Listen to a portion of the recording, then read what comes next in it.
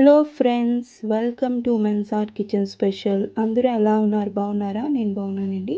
ఈరోజు మా ఇంట్లో ముక్కోటి ఏకాదశి లేదా వైకుంఠ ఏకాదశి పూజా విధానం ఎలా చేసుకున్నానో చూసేద్దాం రండి. నాకు ఇక్కడ ఈ పూజలో తులసి మాల కానీ లేదంటే పువ్వులు కానీ తమలపాకులు కానీ దొరకలేదండి. అందుకని నేను ఇలా ఇంట్లోనే సింపుల్గా చేసుకున్నాను. మీకు ఒకవేళ దొరికితే మీరు పెట్టుకోవచ్చు.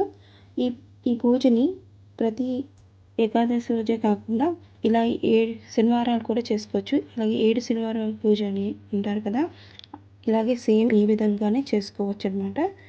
ఇంట్లో సింపుల్గా చేసుకోవచ్చు. అయితే నేను ఎలా చేసుకున్నానో చూసేద్దాం రండి.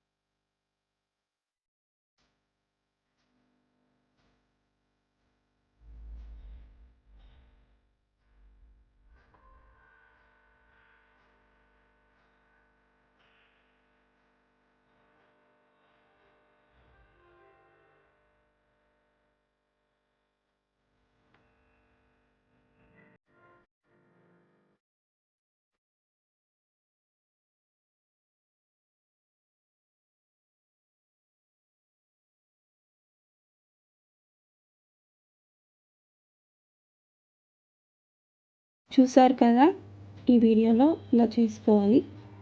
I hope you enjoyed this video. Please do like, share, comment, subscribe and press the bell icon for notifications. Thanks for watching. Take care. Bye bye.